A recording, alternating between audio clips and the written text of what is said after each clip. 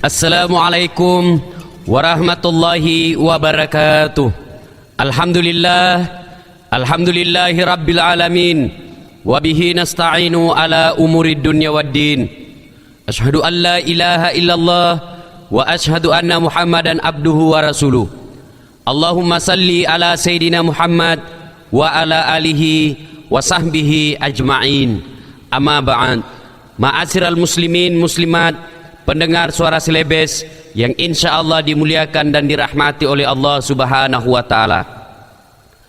Kali ini saya ingin menyampaikan kisah yang dialami oleh sahabat Rasulullah Sallallahu Alaihi Wasallam, yaitu Abu Talha dan istrinya Ummu Sulaim. Pendengar yang saya hormati, dari pernikahan dua sahabat tersebut lahirlah seorang anak bernama Abu Umair. Abu Umair ini sangat disayangi oleh Abu Talha. Begitu disayangnya, istrinya pun sering dimarahi karena lalai dalam mengurus anak kesayangannya. Ketika Abu Talha pergi, Abu Umair anak satu-satunya, anak semata wayangnya dari pasangan istrinya tersebut meninggal dunia. Melihat anaknya yang meninggal, Ummu Sulaim pun kemudian panik. Dia ketakutan bagaimana nanti marahnya suaminya ketika dia tahu anaknya telah meninggal dunia. Ummu Sulaim kemudian tidak putus asa. Dia berusaha tenang, kemudian dia urus jenazah anaknya sebaik-baiknya. Ummu Sulaim mengurus mayat anaknya yang telah tiada dengan penuh ketabahan. Setelah memandikan, Ummu Sulaim menidurkan anaknya di sebuah sudut rumah. Kemudian ia berdandan dan memakai pakaian yang sangat cantik serta memasak makanan yang lezat untuk menyongsong kepulangan suaminya Abu Talha. Ketika Abu Talha datang dan menanyakan anaknya, "Ibu, bagaimana kabar anak kita? Apakah dia sehat walafiat?" Istrinya pun kemudian menjawab, "Anak kita sedang istirahat." Sambutan Ummu Sulaim yang begitu menyenangkan membuat Abu Talha tidak lagi merasa lelah dan tidak ada lagi pikiran yang mengganggunya. Dia pun dapat menikmati makanan lezat yang dihidangkan oleh sang istri tercinta. Ummu Sulaim kemudian berkata, "Wahai Abu Talha suamiku, bagaimana pendapatmu jika ada orang yang menitipkan sesuatu kepada seseorang temannya, namun ketika orang itu meminta kembali barangnya, temannya malah marah?" Abu Talha kemudian berkata, "Tidak boleh bertindak demikian dong. Yang namanya barang pinjaman bukan hak milik kita. Itu hanya titipan dan pinjaman, harus dikembalikan kepada pemilik sebenarnya." "Suamiku Abu Talha tercinta, betulkah engkau meyakini apa yang engkau katakan tersebut?" "Iya, saya sangat meyakini hal itu. Amanah itu harus dikembalikan kepada pemilik amanah." Istrinya kemudian berkata, "Suamiku, sekarang Allah telah mengambil kembali anak yang kita cintai.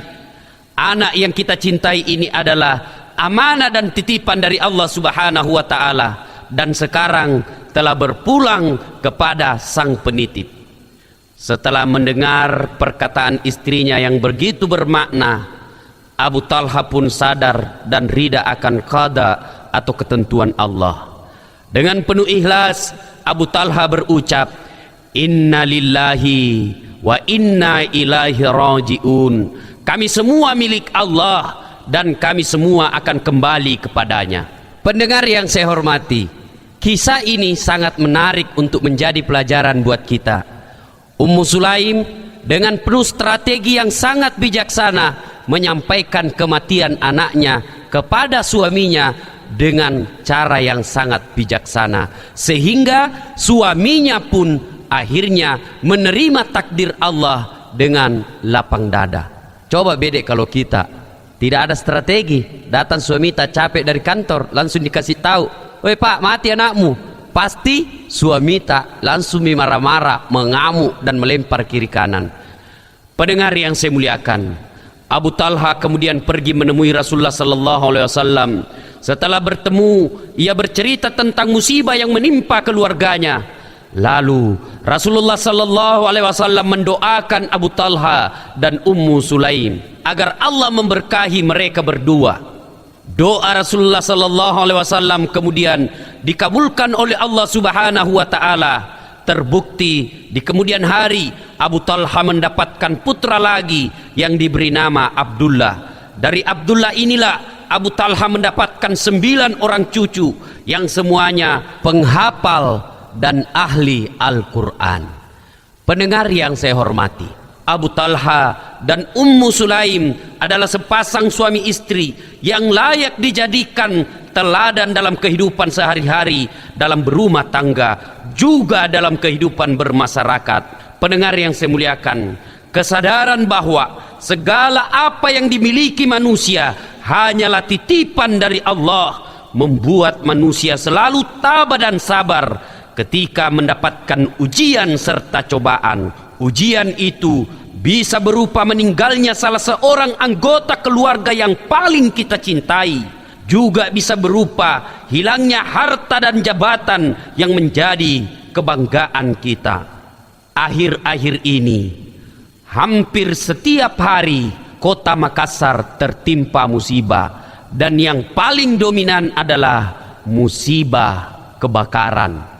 Dalam kebakaran itu tentu banyak harta yang sangat kita cintai hilang dalam waktu yang sekejap. Jika orang beriman dan punya mental sikap seperti Abu Talha dan istrinya, insya Allah kita akan menjadi manusia yang tabah dan ikhlas dalam menerima segala ketentuan yang telah digariskan dalam hidup ini. Pendengar yang saya muliakan, Allah Subhanahu wa taala telah menegaskan dalam Al-Quran, sungguh akan kami berikan cobaan kepadamu dengan sedikit ketakutan, kelaparan, kekurangan harta, jiwa dan buah-buahan. Dan berikanlah berita gembira kepada mereka yang sabar, yaitu alladzina idza adzabathum musibah qalu inna lillahi wa inna ilaihi rajiun. Gembirakanlah orang-orang yang sabar, mereka yang apabila ditimpa musibah mereka mengucapkan inna lillahi wa inna ilaihi rajiun.